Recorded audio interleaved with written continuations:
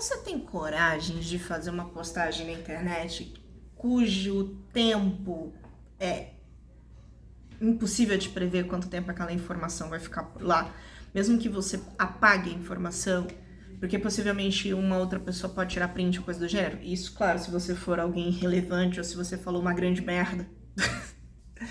Porque esse é um dos pontos que me fez pensar bastante no dia de hoje sobre essa coisa de postar ou não na internet. Primeiro que o tempo passa, o vídeo fica, a foto fica, a legenda fica. E segundo que nós não somos o mesmo daquela pessoa que fez a gravação do vídeo. Então hoje eu tô no formato, daqui a um ano eu vou estar com um formato diferente, com uma tatuagem talvez diferente, com outros traços, com outra maquiagem, com outros gostos. E aí a gente olha para trás, a gente vê uma saudade como as fotografias na época dos nossos pais, ou a gente vê um sentimento de, meu Deus, que vergonha alheia. Porque as fotografias, lembrei do tempo em que a gente via álbuns de fotografias com os, sei lá, os tios, os pais.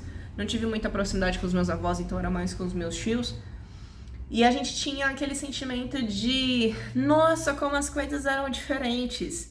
Só que era dentro de um núcleo familiar. Então era uma coisa assim, você pegava aquele álbum porque a pessoa te autorizou a ver. Hoje na internet não.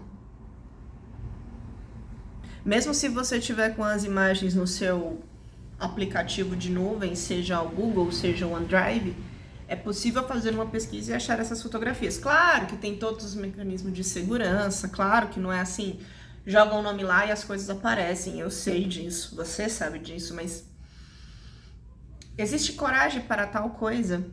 Muitas pessoas têm coragem de fazer isso e muitas pessoas estão fazendo disso a sua vida profissional, né? Estão sobrevivendo, inclusive, mediante a isso, porque afinal de contas, para sobreviver nos tempos atuais, a gente precisa de dinheiro.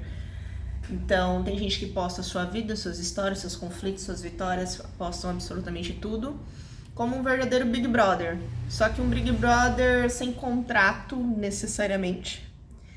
Um Big Brother sem regras tão claras e que te torna, de certa forma, até dependente.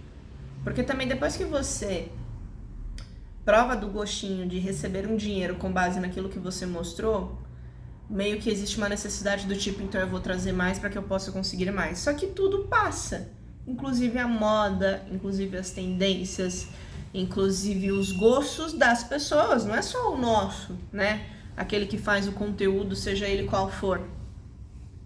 A gente perdeu o hábito, acredito que você também, né? Por isso que eu falo, a gente perdeu o hábito de tirar fotografias e imprimi-las e deixar em álbuns guardados no nosso guarda-roupa, para deixar esse álbum quase que em tempo real na internet, via redes sociais, via plataformas digitais como aqui o YouTube. E só que diferente do álbum, que de novo, vou reforçar, lembra que o álbum era uma coisa que você precisava ir na casa de alguém, ou alguém ia na sua casa, teu pai, tua mãe, tua avó, tua tia, enfim, pegava esse álbum e abria para você ver, ou outras pessoas verem. Eram pessoas contadas que tinham acesso àquilo.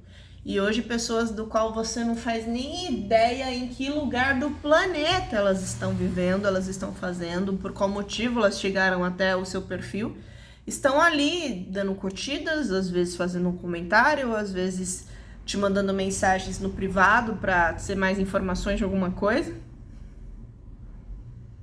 O mundo se tornou um grande Big Brother, tal qual, né? A gente assistiu tempos atrás, e nem foi uma coisa forçada, foi uma coisa que nos fizeram acreditar que era o bom, que podia dar certo, que podia mudar a nossa vida de certa forma. Mas é isso. E ao mesmo tempo que é um Big Brother, também pode ser um inferno, né? Porque ninguém se lembra de absolutamente tudo que foi dito no passado. Mas a internet lembra. Então tem coisas que foram ditas há 10, 11 anos atrás, quando a civilização era outra, quando as ideias eram outras, quando as intenções eram outras, e que hoje são assuntos completamente invalidados assim pelo mundo.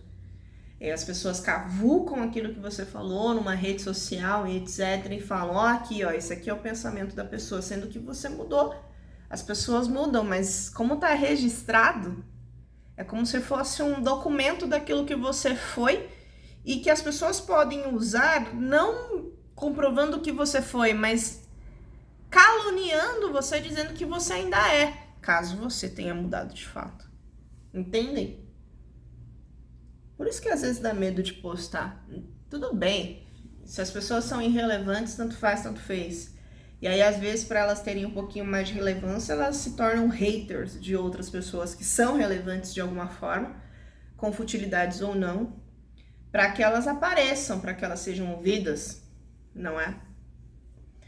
Mas esses são os tempos atuais.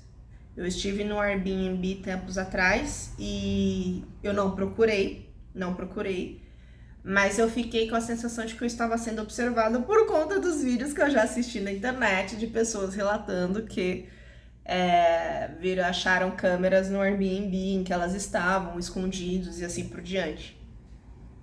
E daí eu fico pensando, puta, na minha casa tem câmera.